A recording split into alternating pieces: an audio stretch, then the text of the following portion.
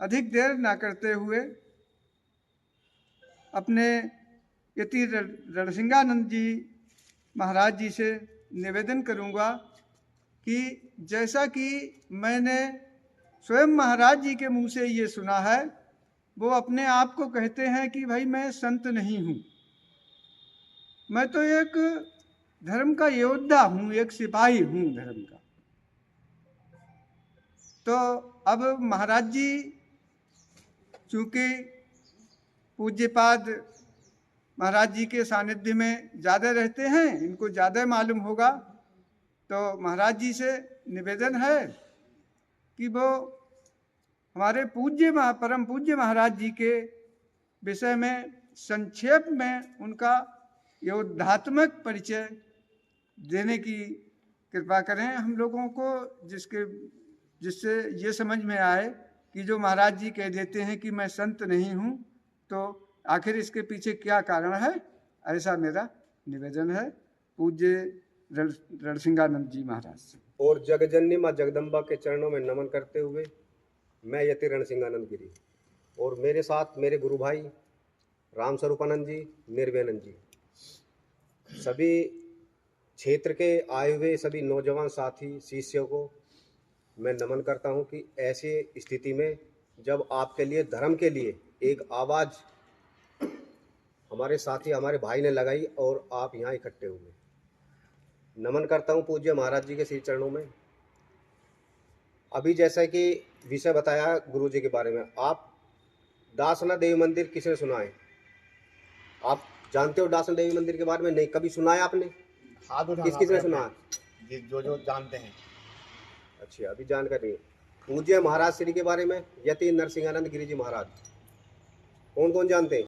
किसी भी मुस्लिम से पूछोगे तो वो नरसिंहानंद को जानता है, लेकिन उनके अपनी संतान, अपने बच्चे गिने चुने कुछ कम है, जो भी है उनमें से भी इतने को पता नहीं कि कौन आदमी किसके लिए, कौन धर्म के लिए हो। और आज के उसमें जबकि सोशल मीडिया है और पढ़े लिखे भी हैं, अखबार भी पढ़ते हैं, और सोशल मीडिया भी इतनी है कि विदेश तक की, बांग्लादेश की खबर यहाँ तक चल रही है, तो इतनी जानकारी रहेगी। लेकिन पता ना क्या नेट उस पर क्या ढूंढते हो, क्या देखते हो। आज हमारा धर्म कहाँ जा रहा है, सनातन धर्म की क्या दुर्दशा हो रही है, इस पे हम बताएंगे महाराज जी के उस पर।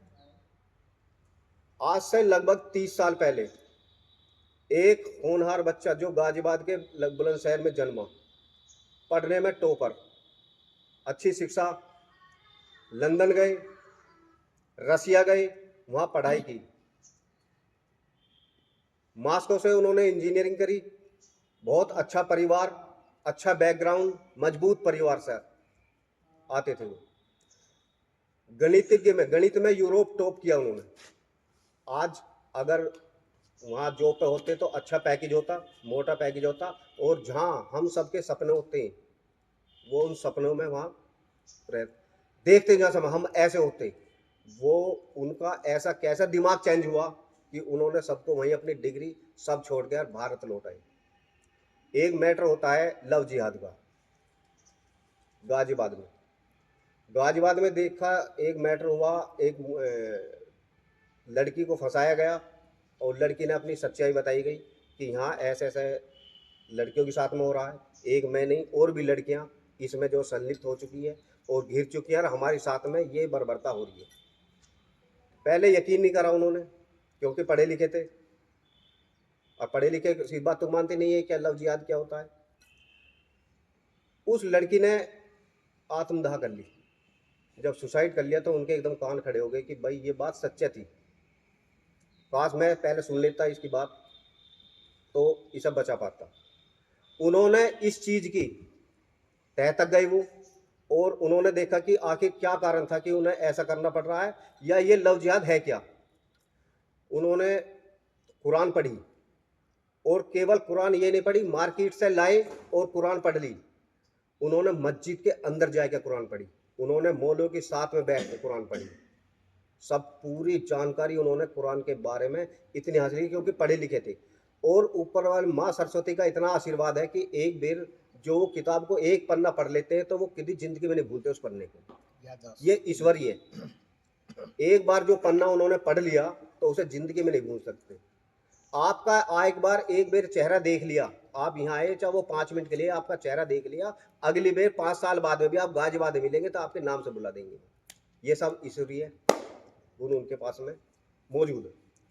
तो उन्होंने बारे में जानकारी लेकर उनके एकदम कान खड़े हो गए और उन्होंने देखा कि इसका तो कोई अंत ही नहीं है। ये तो ये कहते हैं कि जब तक मानवता धरती पे है, जब तक इस लड़ाई चलती रहेगी और हम मारते रहेंगे। हम ऐसे नर पिशाच हैं, हम ऐसे राक्षस हैं जो कुरान में है कि ये कोई भी, जब तक एक भी जीव, ये भी छोड़ दो धर्म की, वो सनातन धर्म हो या पारसी हो, जैन हो, बौद्ध हो, इसमें ये लिखा हुआ है कि जब तक हम दो भी हैं एक धर्म के भी, तब भी एक दूसरे को मारेंगे। यानी कि पूरी मानवता पूरी खत्म करने तक लड़ाई चालू रहेगी। अब ये देखने के बाद में एक पढ़े लिखे को तो चिंतित, उन्होंने अपनी डिग्री विग्री रखी और इस चीज़ पर उन्होंने कार्य करना चालू कर दिया। अब ये शुरू से ही बात है कि जो धर्म के लिए जो लड़ने वाले के जो पहले साथ देता है ना, उस टाइम पर उन्होंने साथ दिया। अकेले अपनी साइकिल पे जो विख्यात थी उनसे उन्होंने बड़ा संघर्ष किया। फोन ओन की ऐसी सुविधा नहीं थी, गाड़ी की कोई ऐसी सुविधा नहीं थी उस टाइम, तो उन्होंने निकलना चालू कर दिया। जिंगे तिंगे गए वो, हर सभा में जाके ये बोलना केवल, और हिंदुओं को उनकी असलियत बताने चक्कर में, लोग ये तुम्हारे दुश्मन है, गलत फहमी मत रहियो, सपना मत देखियो, भाईचारा मत निभाइयो, ये तुम्हारे दुश्मन है। क्योंकि उनका बिल्कुल स्टंट क्लियर हो चुका था कि ये किसी को छोड़ेंगे नहीं। ये ना तो यहाँ गाय छोड़ेंगे, ना ये धरती छोड़ेंगे, ना धरती माँ छोड़ेंगे, ना बहन बेटी छोड़ेंगे, ना भाई छोड़ेंगे, किसी को नहीं छोड़ने वाले। उस दिन से उन्होंने हर जगह जाके ये बोलना चालू कर दिया कि अगर तुम्हें जीवित रहना है तो खड़े हो जाओ, कान खोल लो, आंख खोल लो और अपने धर्म को पहचान लो, गीता की तरफ चलो, पढ़ो गीता को, अपने शास्त्र पढ़ो, उसमें इसकी समस्या का हल भी है। अगर आज तुम चुप बैठ गए, अगर अपने शास्त्र की तरफ ध्यान न दिया, भागवत गीता की तरफ नहीं चले, तो तुम्हें कोई बचाने वाला नहीं है। उन पे अनेक अनेक मुकदमे होते चले गए। जब मुकदमे हुए तो घर में समस्याएं खड़ी होनी चालू हो गई। पुलिस आ रही है, दरोगा जी आ रहे हैं, चौकी से फोन आया, हाँ घर पे जिप्सी आ रही है। अब जब घर के परेशान हो गए तो उन्होंने घर के को तकलीफ ना हो इसलिए उन्होंने अपना संन्यास लिया और ये कपड़े उन्होंने पहने कि मेरा अब घर से कोई संबंध नहीं है, जो करूँगा मैं करूँगा, जो भरूँगा मैं भरूँगा, कोई मैं कर रहा हूँ तो जेल मैं जाऊँगा। घर से उन्होंने संपर्क खत्म कर दिया। तो इससे सीधी है कि सन्यासी कोई उनका वो नहीं था सन्यासी बनना। ये सन्यासी केवल लड़ाई के लिए सन्यासी बने, अपने धर्म को बचाने के लिए सन्यासी बने, अपने परिवार को और समाज को जागरूक करने के लिए ये सन्यासी बने। उन्होंने जब से लेकर पूज्य गुरुदेव जी ने तब से लेकर मुजफ्फरनगर दंगे में उनका बहुत नाम उछला। लगभग 100 से ज़्यादा बेर वो हवालात में बंद रह चुके हैं, सैकड़ों मुकदमे हैं उन पर, 35 बार वो जेल जा चुके हैं। एक भी मुकदमा उनका ऐसा नहीं है मेरा पर्सनल मुकदमा है, एक भी नहीं है। और आज 57 देशों ने लगभग 1500 करोड़ रुपए का इनाम उनके गर्दन काटने पर रखा हुआ है।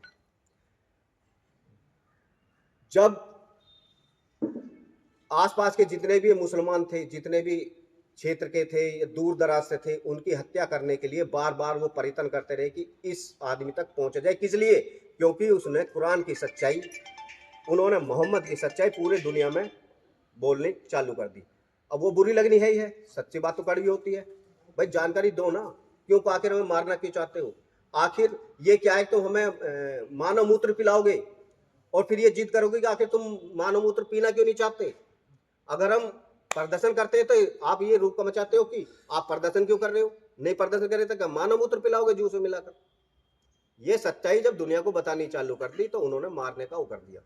इनसे मार महादेव की, क्योंकि यज्ञ के शुरू से ही साधक रहे हैं, अच्छी यज्ञ की वो करी उन्होंने, माँ बगलामुखी के साधक हैं। तो माँ की ऐसी हो रही है कि वो सुरक्षित रहे, माँ ने सुरक्षित रखे, आशीर्वाद, विशेष आशीर्वाद रहा माँ का।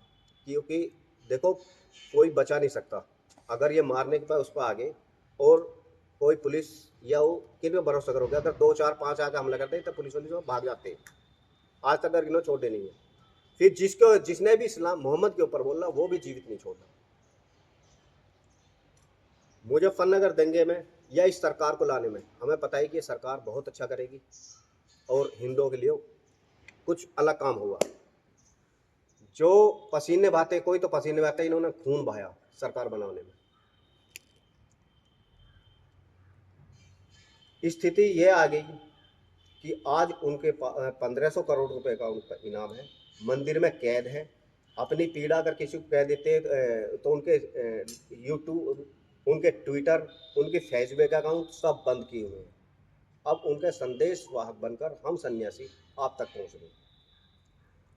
पिछले महीने दीपावली से पहले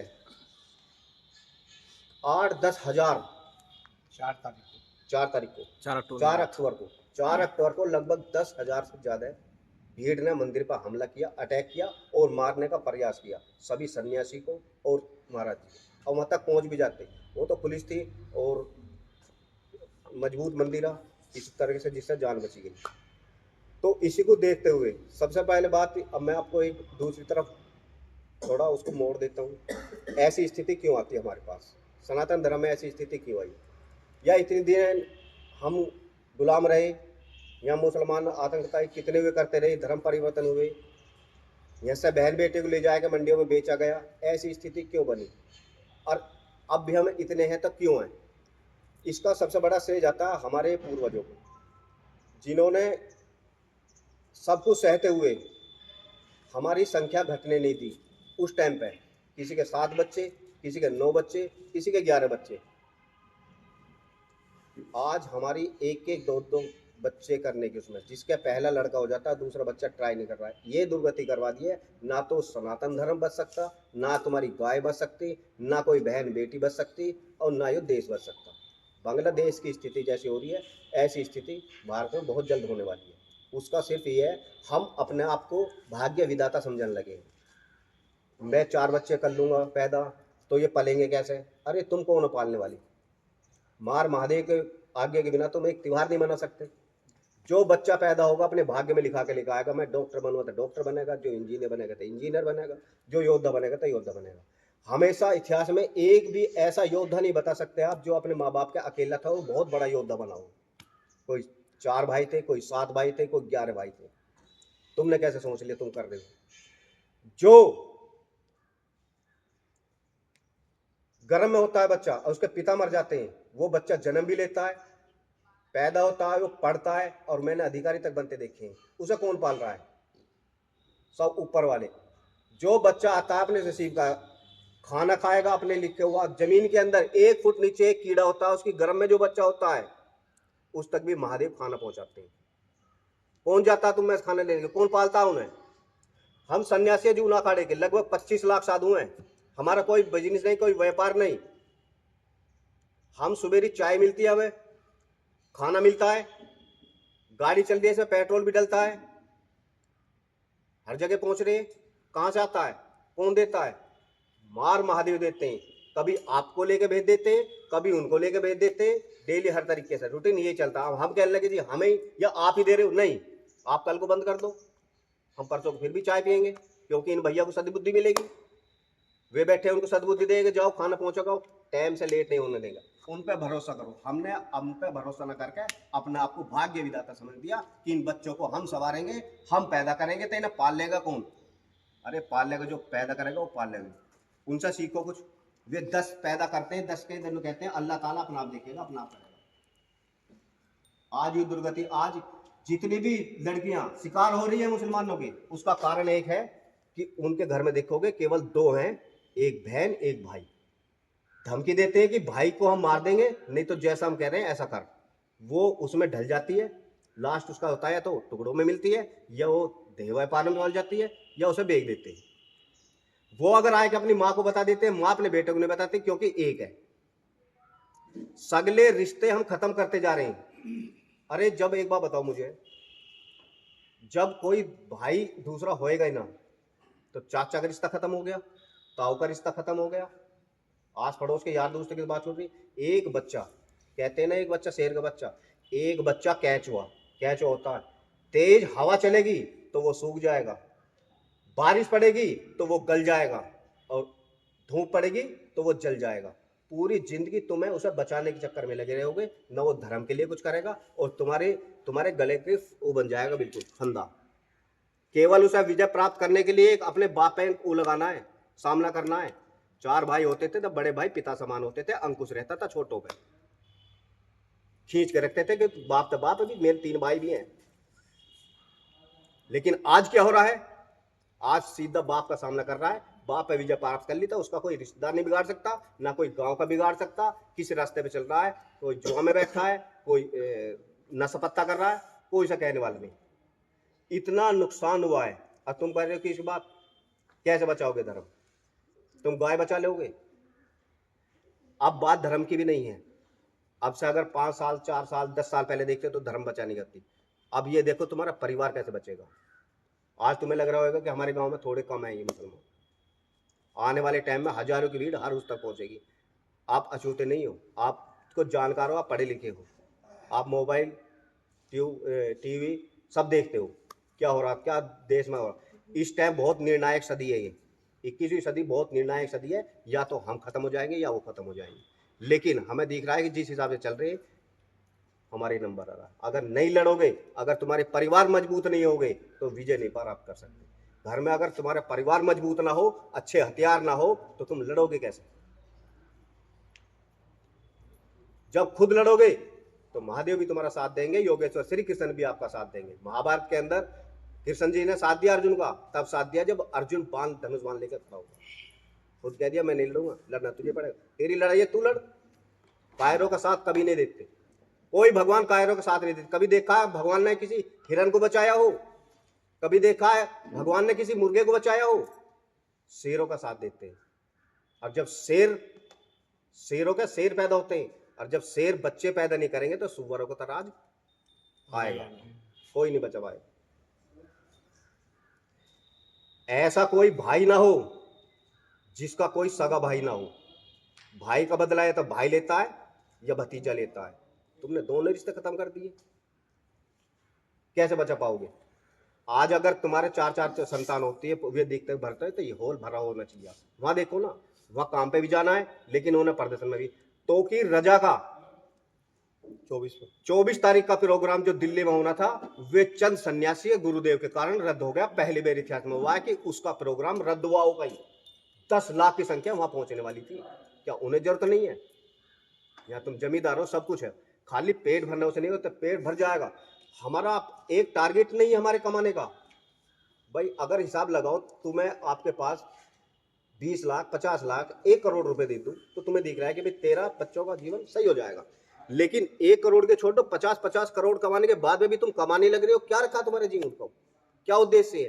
तुम्हारे धर्म की पता ना परिवार की पता। बच्चों को कमाना सिखाओ, बच्चे पैदा करो, उन्हें कमाना सिखाओ। जोड़ मत, मजबूत परिवार रखो। उन्हें इतना कर सकते हो 10 12 14 15 साल के पारो हिल्ले पे लगाओ। जो पढ़ने वाला हो पढ़ो, ना पढ़ने वाला अपने हिल्ले पे करो। सगले काम करो अपने सगले। आज उनकी क्या है कि सगली स्थिति ऐसी आ गई, जितना भी पैसे का काम था, जितना नगद का काम था, जितनी मार्केट थी, सब उनकी तरफ चली गई। तुम पढ़ाई कर रहे हो नौकर बनने के लिए, वे मालिक बन के बैठे हो। तुम्हारे बागों पे, तुम्हारे प्रॉपर्टी पे, तुम्हारे दुकानों पर, सब पे उनका कब्जा है। बड़े से बड़े जो मार्केट है, सब दुकानें सब उनके वे हैं। और तुम ये सोच रहे हो कि मैं पढ़ के मैं नौकरी करूंगा।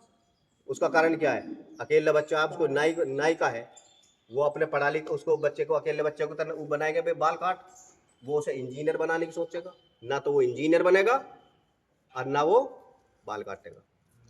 वो या तो नशे पत्ते में लगेगा या भटक जाएगा। 4 हो, जो पढ़ रहा, बाकी अपने काम कर। कोई लोहे का काम कर, कोई बिजली का काम करो, तभी तो बनेगा। ऐसी अर्थव्यवस्था बनेगी, वापसी आएंगे। और ज़्यादा समय ना लेते हुए मेरे यही है, बहुत कम छोटे उसमें, कि अपने परिवार को मजबूत करो। लड़ाई अब ज़्यादा दूर नहीं है, बचेगा वही जो लड़ेगा। लड़ाई खुद को लड़नी पड़ेगी, खुद को तैयार होना पड़ेगा।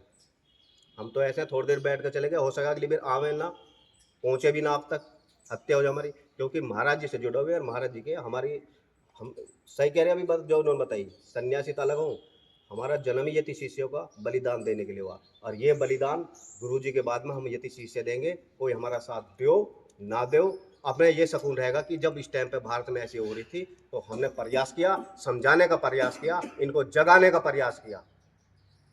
आप भी देखो, समझाओ और अपने परिवार को मजबूत करो। युद्ध बुरा ही होता है, इसमें कोई दो राय नहीं, किंतु लड़ना पड़ता है जब बचता कोई उपाय नहीं। सज्जन को कमजोर समझना हर रावण की आदत है, और बिना युद्ध के यहां किसी सीता की नहीं हिफाजत है। एक व्यक्ति की तानाशाही लाखों की मजबूरी है। और सुनो, धर्म बचाने की खातिर अब लड़ना बहुत जरूरी है, अब लड़ना बहुत जरूरी है। अब लड़ेगा कौन? बजरंगी का बल तुम में, अब उठो प्रकोदर भीम बनो। गन्ना बनने का समय गया, अब नीम बनो, बस नीम बनो। रोने धोने का वक्त गया, हर आंसू अंगार करो। चंदन कम विषधर ज्यादा है, संहार करो, संहार करो। बहुत बहुत धन्यवाद, बहुत बहुत आशीर्वाद है।